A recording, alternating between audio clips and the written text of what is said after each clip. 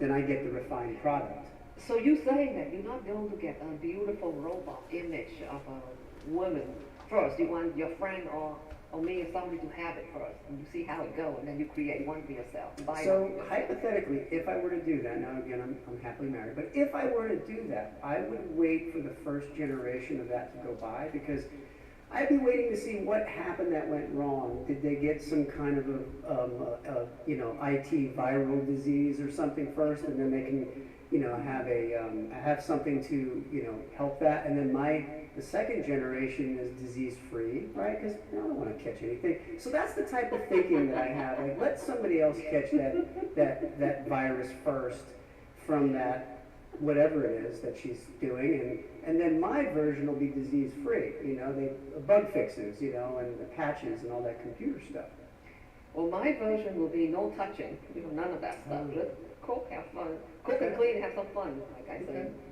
Minimal conversation. So you mean if somebody's like cooking breakfast naked, I can't catch a disease from that? No. If I eat the food? Okay. No, how do you catch a disease from it? Well, I'm thinking back generations when they said, if you had impure thoughts, you can get a disease. Oh, really? If you sit in a chair if you sat in a chair that somebody sat in, and you can catch a disease. And, you can get herpes from a toilet seat and all that stuff. So. Well, I'm sure there's a medication for it. Yeah, now there's a medication for everything, because we see those commercials, and we'll cure you of this, but chances are you're going to die of the side effects. So, but we're talking really deep on the IT stuff, really, so you and I had some good conversation earlier, and on my way in today I was thinking about how much control do we really have, because we're talking about artificial intelligence, and my fear is losing control of the world we know it through computers, and we've seen it in movies. It happens. So my fear is how much control do we really have in our lives? And you're an expert in a lot of this, and I think control can create a lot of issues with people, and there's a lot of probably diagnoses on people that are power freaks or need to be in power. So I'm thinking, this is what I'm thinking on my way in. How much control do we really have? How much control should we have? And when control becomes extreme, is it the result of fear that creates people to be wanting to have more control? Maybe, but you have to remember one thing. You cannot control anybody out there. You can only control yourself. But why is it that we try to control people? Well, that's the problem. They want power. That's a system. They want power. And do you believe that it's through fear, that fear Probably will stimulate the need for power and control? Fear of being inferior. They want other people to compensate what they lack. So it's possible then the more we lack, the more we fear, the more we fear, the more power we need because we're inferior. But how much control do we really have of ourselves even? God, that's a good one. You have to learn how to have certain control of yourself. That's from the within. Because, as I mentioned before, I worked for the city of New York City for 28 years. Hold on, I see a lot of power hungry and fear and all kind of narcissistic, ridiculous things going on. Yeah, and you're talking about politics, government. There's a lot of control, right? Some more in other countries, some less in other countries. They need therapy. That's what they need. They think they're so powerful and controlled. They don't need that. They don't need that kind of power. They need therapy. They need power. Yeah, and on the government side, there's control to either protect or to expose inadequacies, so government could become even stronger. But overall, I was thinking about it deeply on my way in, and I'm thinking power to a certain point becomes dangerous, and what drives someone to be in control over others? Inferior complex. What else? Narcissism. Okay, so inferiority, narcissism. I think that's a lot right there. Do you think we all have a little bit of that? I think probably a lot of us have some inferiorities that we believe in. Yeah, probably. I mean, to have a little inferiority complex can help you to try to improve yourself. So where does I think it's normal for us to have complexities about ourselves. We're inferior about how we look. We were talking last week about Botox, right? Oh yeah. So we want to look better. We're inferior in some ways of how much money we make, and other people make more money than us, and we're inferior about that. We want to be able to look better, to have more money, to have a better career, a better job, a better life. But where does it become unhealthy? When it becomes overwhelming to you and take over your life, because if you work to provide for your family, save for the future, and you're able to do that and be happy, that's great. If you want to compete with other people just because you want to have a lot more money, just to compete with people that you don't like, that can be dangerous. And that leads into then self-manipulation and control of others. Right, and then you forget your own personal life, you forget how happy you can be or how happy you already are. And it could become very, I would say, it can envelop somebody to the point where it's out of control, right? And actually does more harm than good for the person. Yes. But it depends. If you do have a lot of power and you manipulate it, it's to get more power, and it does work. We've seen it in many ways. We've seen it with individuals. We've seen it in corporate America. We've seen it in government. So right, but are those power good for you? Do they create happiness at home? Do they create happiness for other people? I think that's, the outcome. That's the question then for some. And if the outcome is negative, then it's nothing. It's not worth it. Yeah, so what do we have here? The future of mental health care. Yes, I see like it's very important to a lot of people. AI and teletherapy by Forbes. The article discussed how AI-powered therapy apps are being used to help individuals with mental health issues. Again, going back to artificial intelligence. Artificial intelligence and the future of mental health treatment by psychology today. This article explores the way that AI is being used in the field of mental health, including in development of chatbots and virtual assistants. I like the idea about virtual assistants. What do you like about it? That I probably won't have to remember anything. Like I could just have something or a device tell me everything I need to do and remember, and then it's less stress. So in that case, less stressful. It's like having your own secretary. Set up your appointments, tell you what you need to do, tell you to pay your bills, remember to buy flowers, remember to get candy, remember to go to the supermarket. But you can do that in your cell phone now. You just type it in what day and then it showed up. Yeah, but the problem is I have to do the work of entering that information. Well, virtual assistants aren't going to know what you want unless you tell it. It's not a mind reader. That's the whole thing. Well, maybe a mind reader virtual assistants would help. Yeah, I would like more of a virtual assistant kind of like, Can she say what feeling she got from the ritual? Meia estava escrevendo alguma coisa.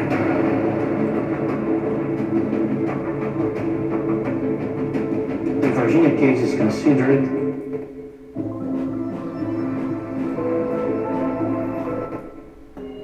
strange creatures are reported by military and civilians in the town of Virginia.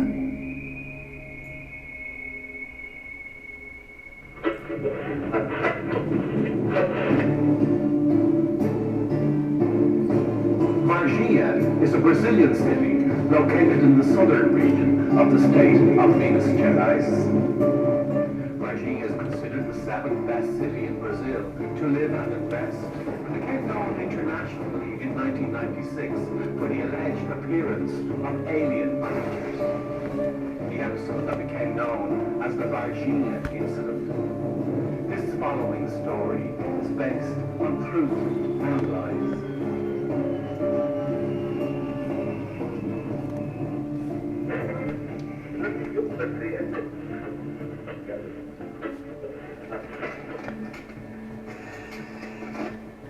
Muita gente acredita que trata-se de um extraterrestre. E dizem também que o ser foi capturado pelas autoridades e é mantido escondido em algum lugar. Que a estranha criatura foi capturada e depois levada para outro estado. O comandante da escola leu nota oficial, negando toda a história. Nada temos a esconder. A tendência dos governos é acobertar tudo aquilo que ele não consegue explicar à sua população. If true, call it another Roswell, if you will. It is a crashed vehicle that had beings on board, apparently. Can she say what feeling she got from the ritual? Estava com medo, estava escrevendo alguma coisa.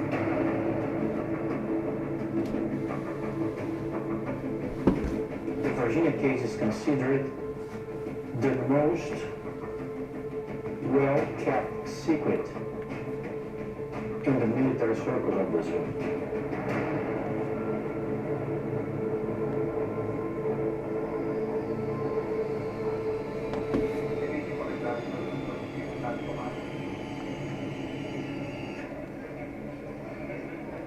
We're in Sao Paulo, Brazil, about to go and investigate the infamous 1996 Varginha UFO incident, an alleged crash and reported bodies.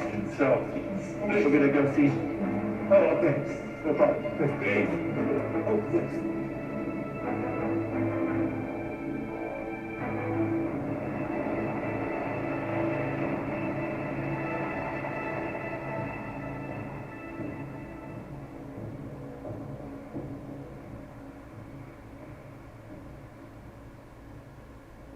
I'm basically trying to figure out what took place in Varginha, Brazil, January 1996.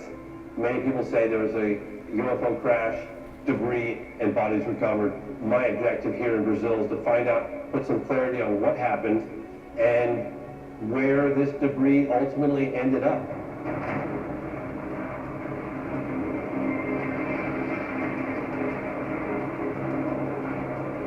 4 de maio, ufólogos de todo o país reunidos em Varginha soltam o que acreditam ser uma bomba. 2 seres extraterrestres foram capturados, foram mantidos sob cativeiro, depois, posteriormente, foram levados para o hospital aqui da cidade e, posteriormente, foi retirado da cidade.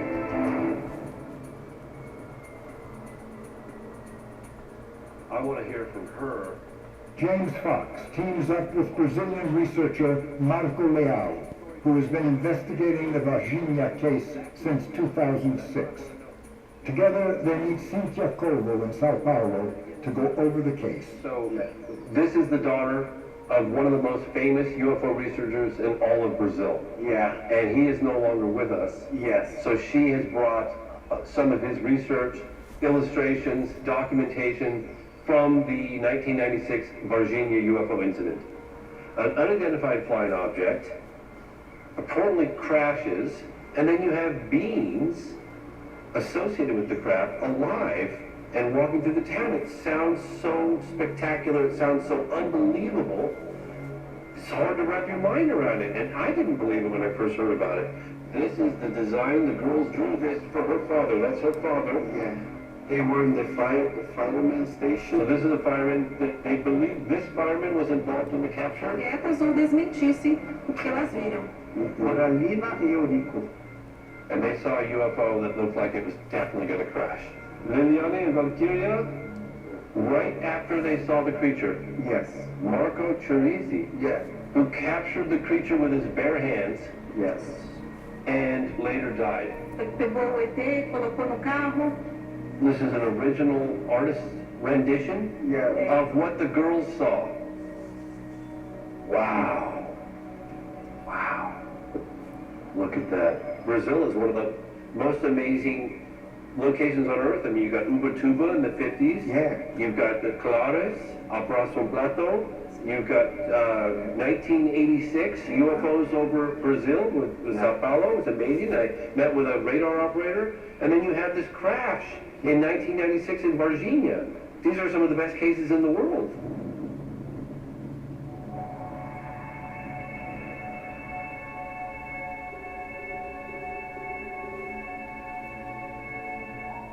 (1957). Witnesses observe an object descending at extreme speed from the skies toward Tominhas Beach. Before hitting the water, it explodes. Fragments collected on the beach are sent to a lab to be analyzed.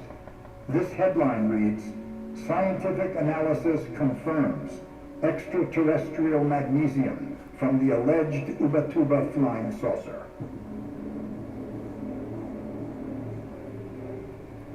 Photographer Almiro Baraúna and the crew aboard a Brazilian Navy vessel witness a disc-shaped object maneuvering over the ocean.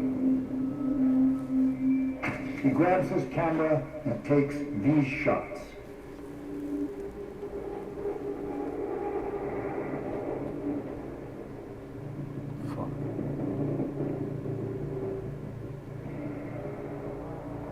Nós estamos aqui na cidade de Lins, na residência de Dona Maria José Cinta de Sonhos. Ela teve um contato imediato de terceiro grau. Qual o tamanho mais ou menos do disco que a senhora viu? É um fractão enorme, fractão enorme.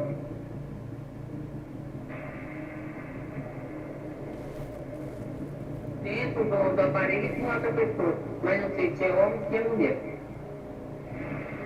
Quando o disco saiu, ele lançou voo, as luzes na residência de Dona Maria José Cinta de Sonhos. Ela teve um contato imediato de terceiro grau. Qual o tamanho mais ou menos do disco que a senhora viu? É um fractão enorme, fractão enorme.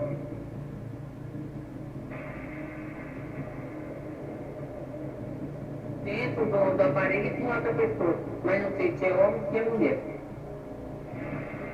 Quando o disco saiu, ele lançou voo, as luzes se apagaram, as luzes do prédio, as A luz do sanatório inteiro até tem muitos pagou.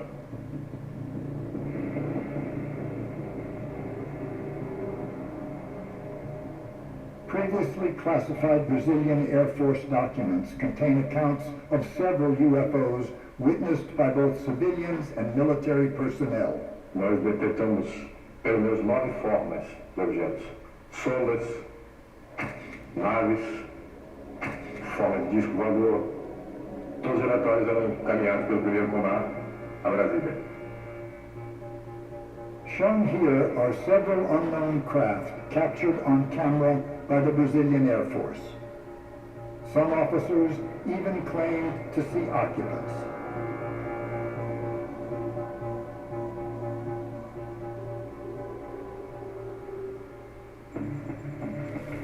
1986.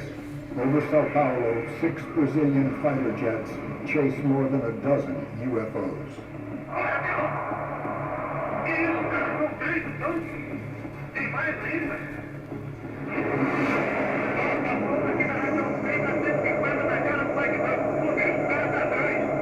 Esta semana, altas autoridades militares do Brasil. The Ministry of the Air Force confirms this encounter in a press conference. Os OVNIs. Nosso objetivo justamente era esse, se aproximar e identificar. Nós não conseguimos nem nos aproximar, muito menos identificar.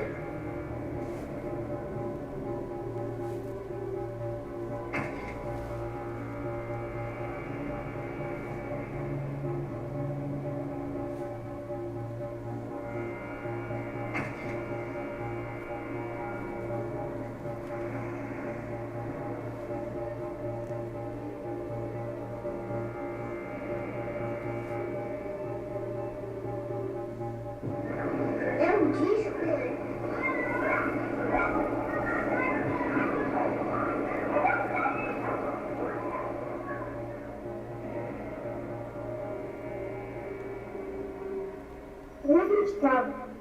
A reação que eu tive foi eu pensei assim, não pode ser. Depois ela desceu muito rápido e se aproximou. Eu estava achando.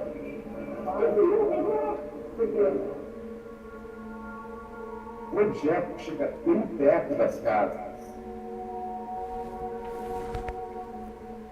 Passa por trás de um poste. Passeia pelo bairro, com movimentos circulares. Eu não sei explicar o que era aquilo, como fazia aqueles movimentos.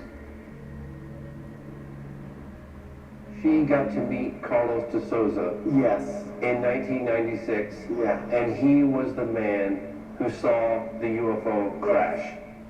Só que ele treinava, ia pegando lentamente a altitude e ia caminhando. Como se fosse uma máquina de lavar roupa, xoxa, uma coisa que estava lutando para se manter no alto. Estava mais ou menos aproximadamente vendo uma descendente, como se fosse uma aproximação de voo.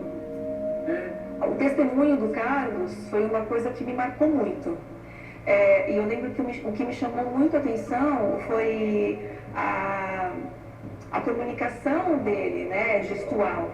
Né? O corpo fala. Então, assim, para mim, hoje que eu sou psicóloga, não tenho dúvida nenhuma que ele realmente estava falando a verdade.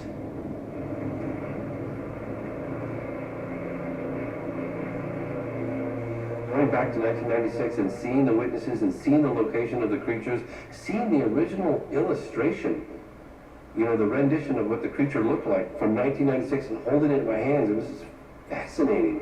And the photograph of the military man, Marco Teresi, who apparently handled one of the creatures. I mean, it just takes you back in time to 1996, and it was just a really, really fortunate opportunity for us. I'm thrilled, and I can't wait to get to Virginia, to be honest with you. You could just say, hypothetically for a moment, if it did happen, how significant of an event would it be? I bet you that everyone would say, there's nothing more significant than this story. If it were true. I just ask people to suspend judgment, listen to the testimony, and then draw your own conclusions.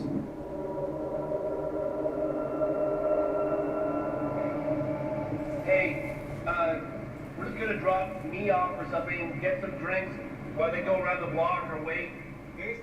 Upon arrival in Virginia, the filmmakers want to hear from locals regarding the alleged 1996 UFO crash. A large monument in the shape of a flying saucer is a clear indication that the town embraces the story. Armed with handmade signs that read, "If anyone knows what happened in 1996, please talk to us." The team takes to the streets. What does he think about the case? Does he think it happened or it didn't happen? What are your feelings on Virginia? Mas eu acredito. Sempre a mesma coisa que apareceu, que as moças viram. Eu acredito realmente no caso do ET de Virginia. The 1996 Virginia UFO incident, what do you think? Bom, eu acredito nisso sim. Eu acho que o universo é muito amplo e é bem provável que tenha aparecido sim.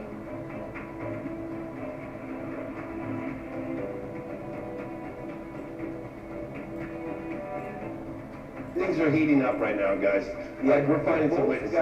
Guys is really important. Okay, let's bring it. E fazer uma manobra daquele porte com tanto de carro, envolvendo exército, polícia que estava ali na época, e eles fecharam e não deixavam a gente passar por ali. Então aconteceu alguma coisa ali que a gente viu que a gente ficou muito suspeito. Então, quando fala que não aconteceu, que não teve nada, realmente teve. They see a UFO, the UFO gets closer to them to the point where it's at the height of that street light. Okay, so then what happens? Em formato de nada, redondo. Era redondo. E ele girava. Parece que realmente estava procurando algo. Porque ele chegou-se numa proximidade. E eu fiquei paralisado assim, porque naquele instante eu fiquei sem acreditar, né? Eu falei, e eu também eu e minha mãe, a gente ficou assim sem acreditar.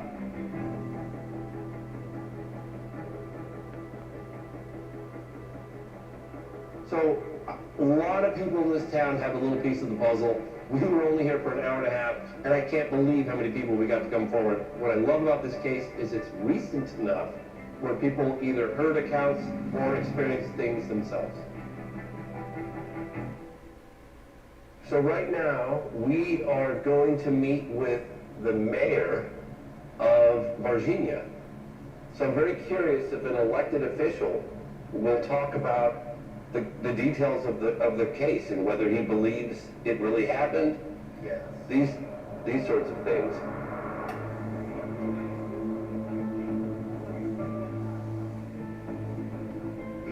Bom dia, obrigado. Sim, water. Grazie.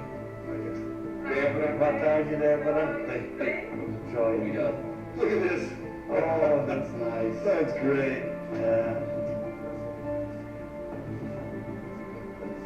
Prazer em conhecer Senhor Mensch. Prazer é meu. I'm extremely curious. As an elected official, the mayor of Varginha, does he believe that this case happened as the witnesses are reporting it to have happened? Eu acredito com toda certeza que aconteceu aquele fato, porque muitos outros acontecimentos, eles se ligaram. Então, de repente você vê o exército aqui na cidade, muitas pessoas viram o exército aqui, de repente um óbito, uma pessoa que morreu e que fez parte daquele momento, que é um ex-policial, e as meninas que eu tive contato com elas, inclusive uma foi namorada de um sobrinho meu há muito tempo, então eu tenho a convicção de que realmente aconteceu o fato. Não presenciei, mas os relatos das pessoas me fazem levar à convicção que realmente aconteceu.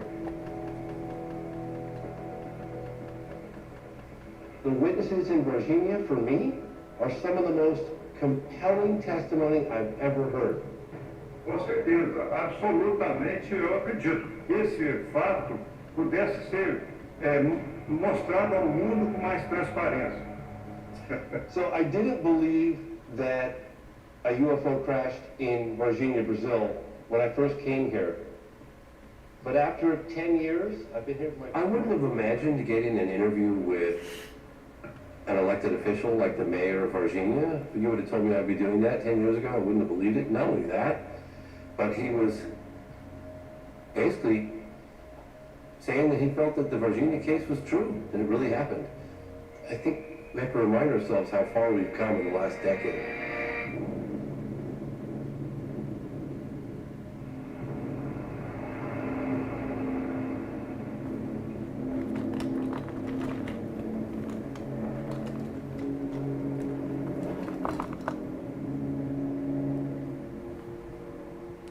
Put me on that farm in January of 1996.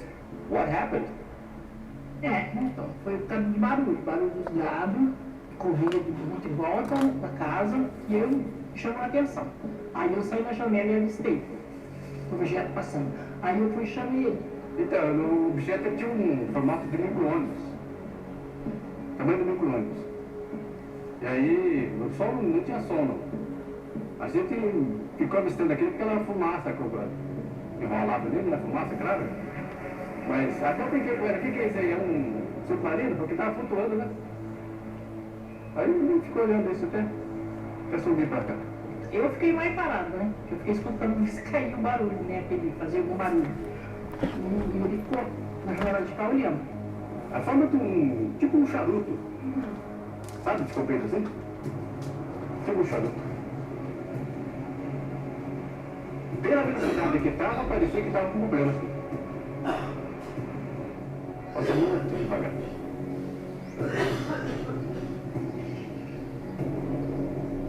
Subiu a minha vista. 1996. Crash witness Carlos de Souza describes a similar object in this exclusive interview. E a lateral dele totalmente rasgada. E ele saiu uma fumaça branca, não era uma fumaça preta, como você explicou. E na época eu achei que era uma aeronave abavoada, alguma coisa, ou foi algum avião. Aí eu só segui ele. Meu nome é Carlos de Souza.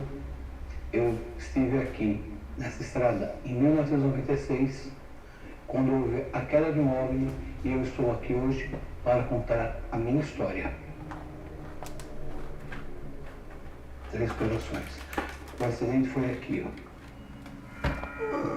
January 13th, 1996. Carlos de Souza is traveling from Sao Paulo to Minas Gerais early in the morning, planning to meet with friends to fly ultralight planes. Eu aqui. O objeto vindo nesta direção, com esta parte arrebentada, ele foi em direção à autoestrada. Eu estava passando lá na autoestrada, lá embaixo. Ele estava mais ou menos a uns 400, 300 metros, mais ou menos, e ele estava perdendo altitude.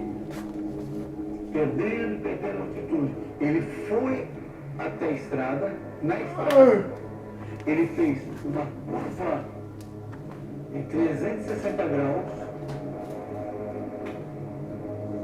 e veio perdendo altitude, ele ganhou altitude novamente.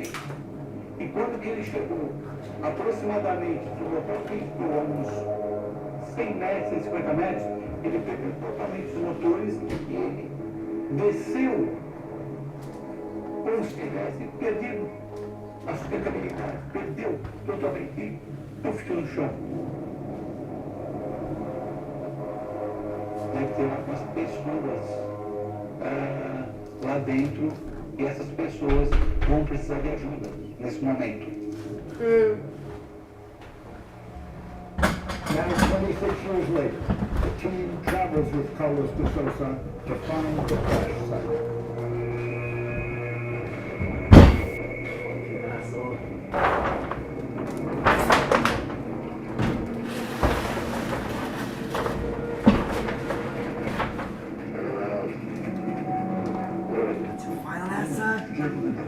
He's trying to remember.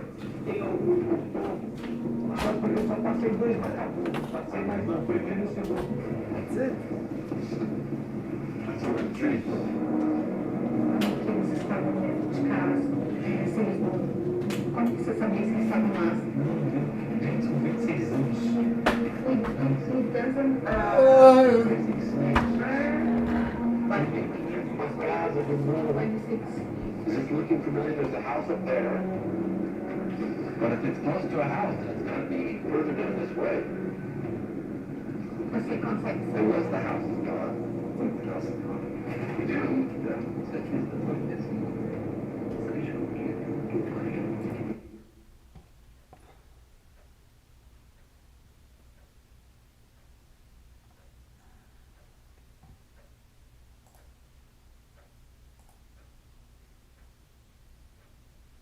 That's it.